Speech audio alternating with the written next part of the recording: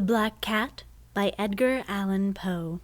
For the most wild yet most homely narrative which I am about to pen, I neither expect nor solicit belief. Mad indeed would I be to expect it, in a case where my very senses reject their own evidence. Yet mad I am not, and very surely do I not dream. But tomorrow I die, and today I would unburden my soul.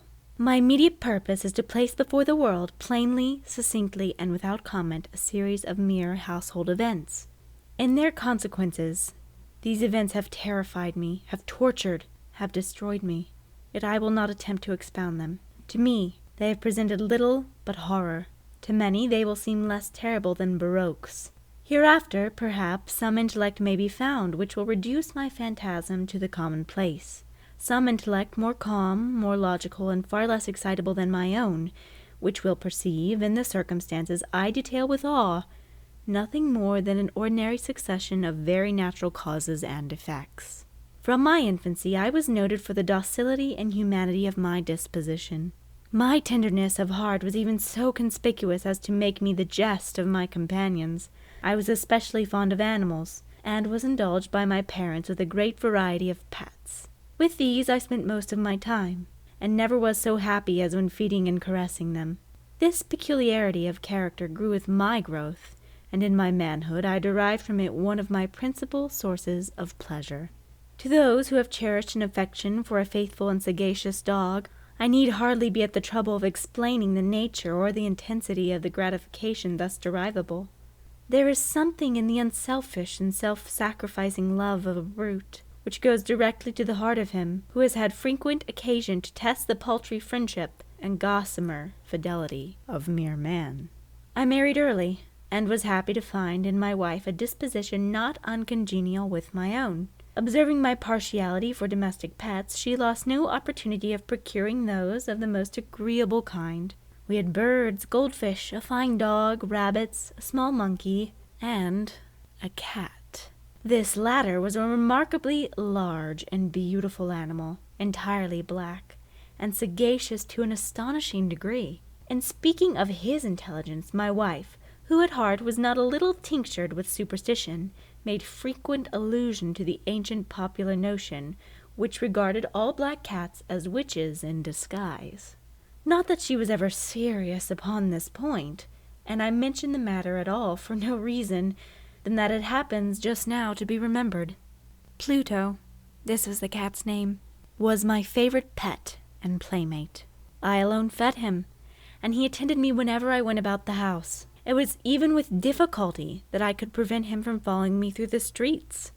Our friendship lasted in this manner for several years, during which my general temperament and character, through the instrumentality of the fiend Intemperance, had, I blush to confess it, experienced a radical alteration for the worse.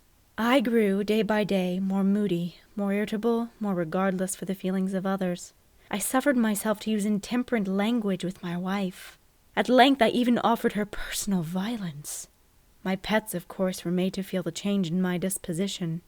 I not only neglected but ill-used them. For Pluto, however, I still retained sufficient regard to restrain me from maltreating him, as I made no scruple of maltreating the rabbits, the monkey, or even the dog, when by accident or through affection they came in my way. But my disease grew upon me, for what a disease is like alcohol! And at length even Pluto, who was now becoming old, and consequently somewhat peevish, even Pluto began to experience the effects of my ill temper. One night, returning home, much intoxicated from one of my haunts about town, I fancied that the cat avoided my presence. I seized him, when in his fright at my violence, he inflicted a slight wound upon my hand with his teeth. The fury of a demon instantly possessed me. I knew myself no longer. My original soul seemed at once to take flight from my body, and a more than fiendish malevolence, gin-nurtured, thrilled every fibre of my frame.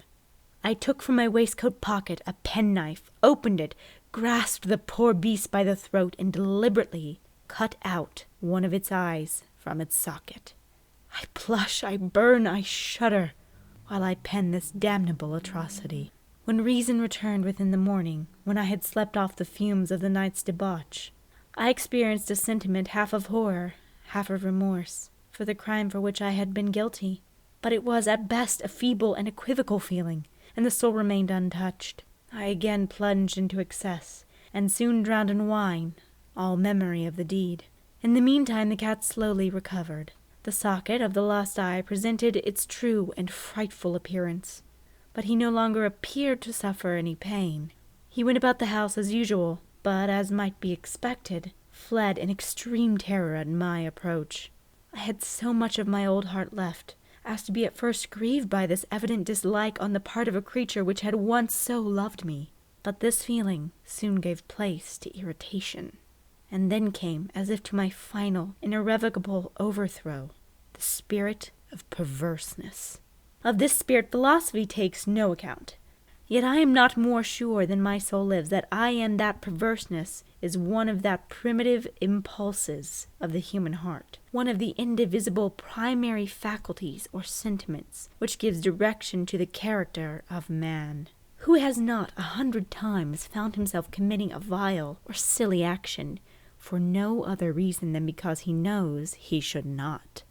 Have we not a perpetual inclination in the teeth of our best judgment to violate the law merely because we understand it to be such? This spirit of perverseness, I say, came to my final overthrow. It was this unfathomable longing of the soul to vex itself, to offer violence to its own nature, to do wrong for wrong's sake only, that urged me to continue and finally to consummate the injury I had inflicted upon the unoffending brute.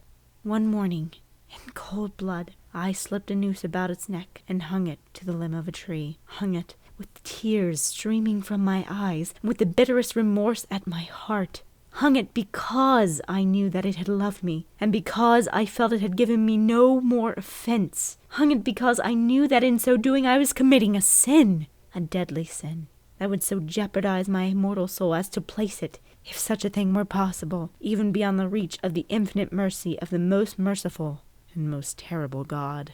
On the night of the day to which this cruel deed was done, I was aroused from sleep by the cry of fire. The curtain of my bed were aflame. The whole house was blazing. It was with great difficulty that my wife, a servant, and myself made our escape from the conflagration. The destruction was complete. My entire worldly wealth was swallowed up, and I resigned myself thenceforward to despair. I am not above the weakness of seeking to establish a sequence of cause and effect between the disaster and the atrocity, but I am detailing a chain of facts, and wish not to leave even a possible link imperfect.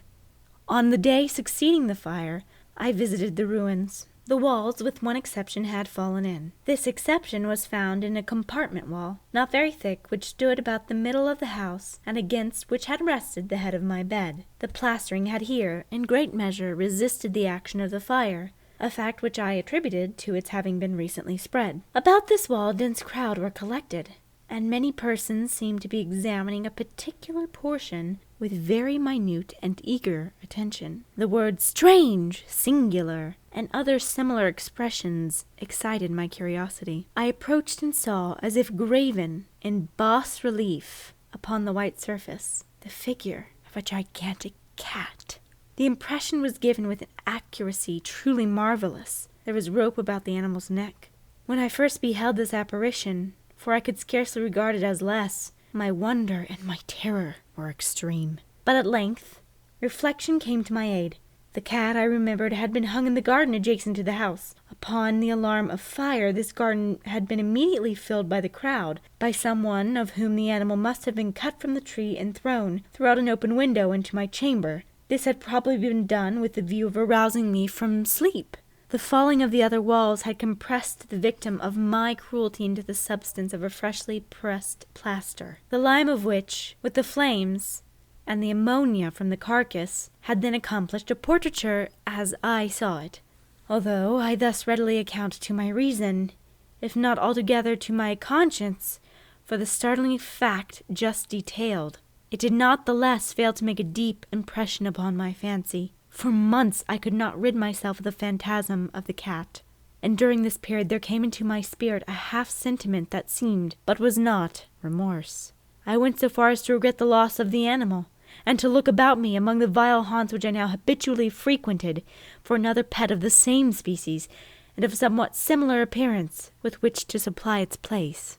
One night, as I sat half stupefied in a den of more than infamy, my attention was suddenly drawn to some black object, reposing upon the head of one of the immense hogsheads of gin, or of rum, which constituted the chief furniture of the apartment. I had been looking steadily at the top of this hogshead for some minutes. What now caused me surprise was the fact that I had not sooner perceived the object thereupon.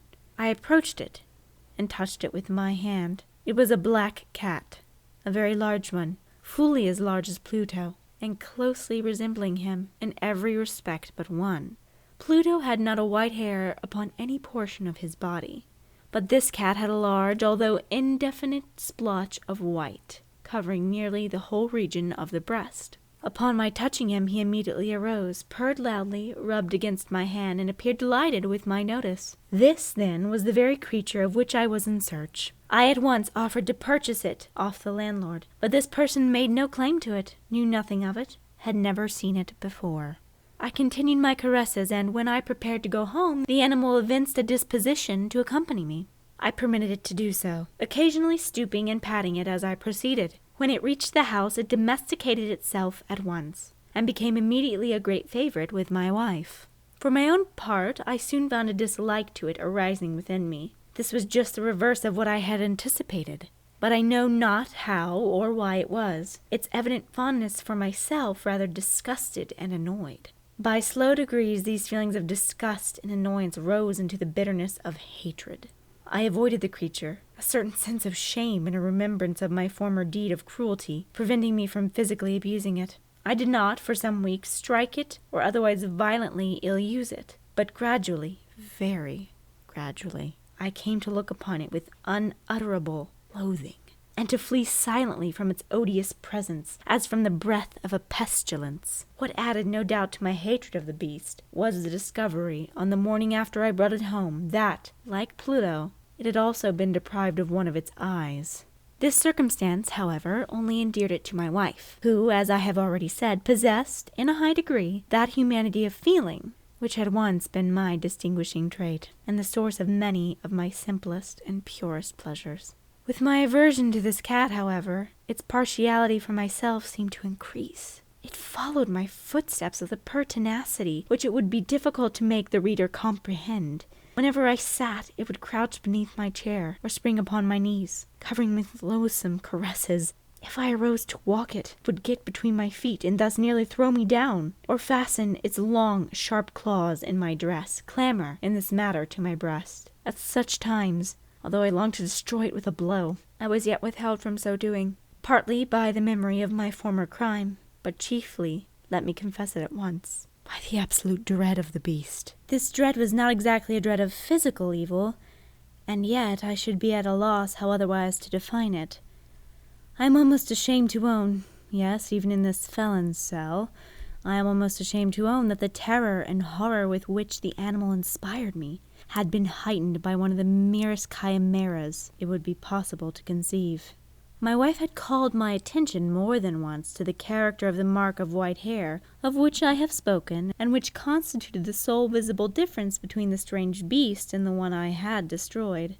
The reader will remember that this mark, although large, had been originally very indefinite, but by slow degrees nearly imperceptible, for which a long time my reason struggling to reject it as fanciful, it had at length assumed a rigorous distinctness of outline. It was now the representation of an object that I shudder to name, and for this above all I loathed and dreaded, and would have rid myself of the monster had I dared. It was now, I say, the image of a hideous and ghastly thing, of the gallows. O mournful and terrible engine of horror and crime, of agony and death! And now was I indeed wretched beyond the wretchedness of mere humanity, and a brute beast, whose fellow I had contemptuously destroyed, a brute beast to work out for me a man, fashioned in the image of high God, so much an insufferable woe. Alas! Neither by day or night I knew the blessing of rest any more. During the former, the creature left me no moment alone, and in the latter I started hourly from dreams of unutterable fear. to find the hot breath of the thing upon my face, and its vast weight, an incarnate nightmare I had no power to shake off, incumbent eternally upon my heart. Beneath the pressure of torments such as these, the feeble remnant of the good within me succumbed. Evil thoughts became my sole intimates, the darkest and most evil thoughts. The moodiness of my usual temper increased to hatred of all things and of all mankind, while from the sudden, frequent, and ungovernable outbursts of my fury to which I now blindly abandoned myself, my uncomplaining wife, alas, was the most usual and most patient sufferer. One day she accompanied me, upon some household errand, into the cellar of the old building which our poverty compelled us to inhabit. The cat followed me down the stairs, and nearly throwing me headlong, exasperated me into madness. Uplifting an axe, and forgetting in my wrath the childish dread which had hitherto stayed my hand, I aimed a blow at the animal which, of course, would have proved instantly fatal had it descended as I wished. But this blow was arrested by the hand of my wife. Goaded by this interference into rage more than demoniacal, I withdrew my arm from her grasp, and buried the axe in her brain. She fell dead upon the spot without a groan. The hideous murder accomplished, I set myself forthwith, with entire deliberation, to the task of concealing the body. I knew that I could not remove it from the house, either by day or by night, without the risk of being observed by the neighbors. Many projects entered my mind. At one period I thought of cutting the corpse into minute fragments and destroying them by fire. At another I resolved to dig a grave for the floor in the cellar. Again I deliberated about casting it in the well in the yard, about packing it in a box as if merchandise with the usual arrangement, and so getting a porter to take it from the house.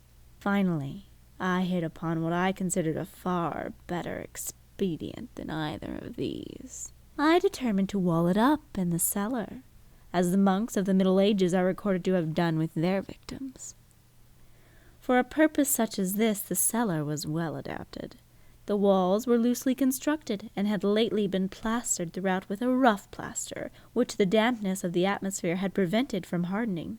Moreover, in one of the walls was a projection, caused by a false chimney or fireplace, that had been filled up and made to resemble the red of the cellar. I made no doubt that I could readily displace the bricks at this point, insert the corpse, and wall the whole up as before, so that no eye could detect anything suspicious.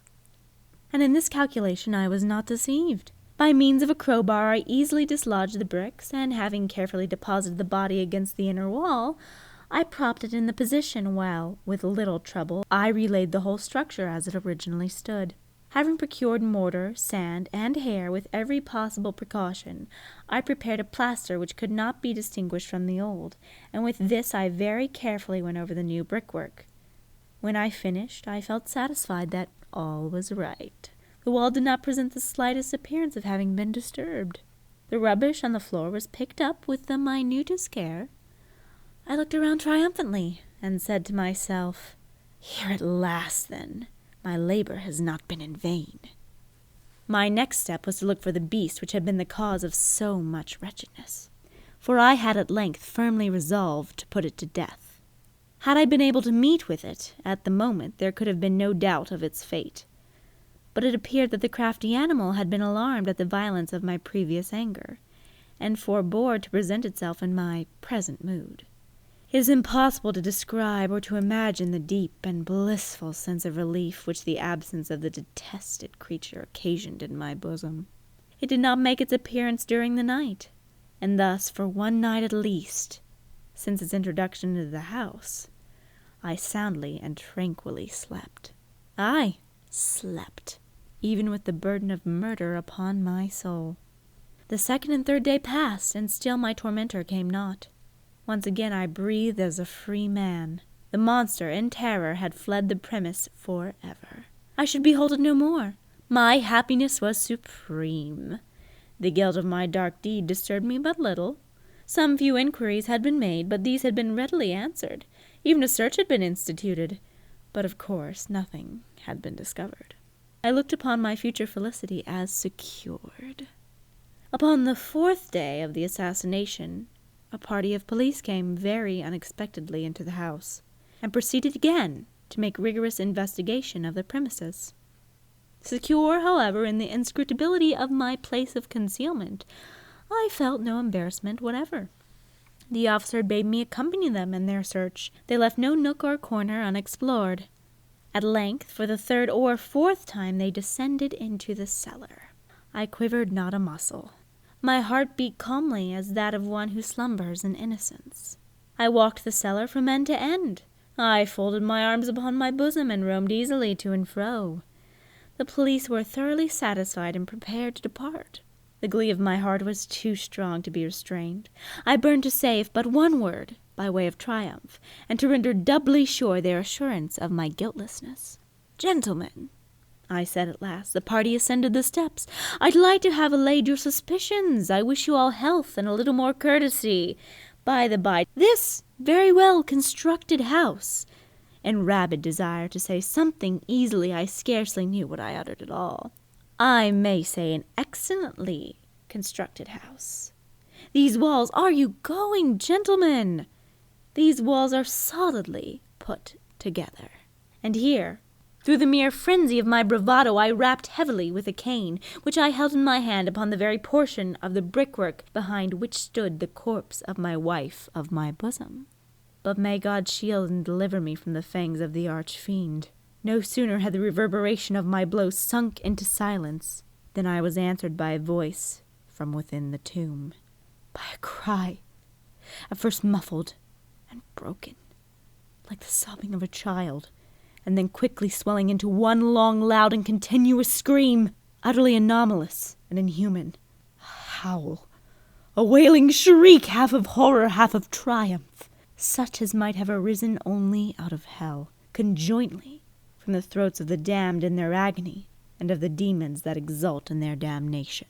Of my own thoughts it is folly to speak. Swooning, I staggered to the opposite wall.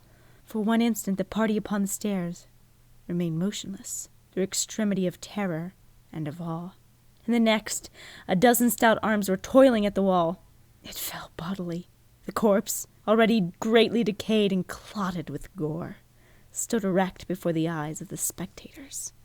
Upon its head, the red, extended mouth and solitary eye of fire, sat the hideous beast whose craft has seduced me into murder, and whose informing voice had consigned me to the hangman. I had walled the monster up within the tomb.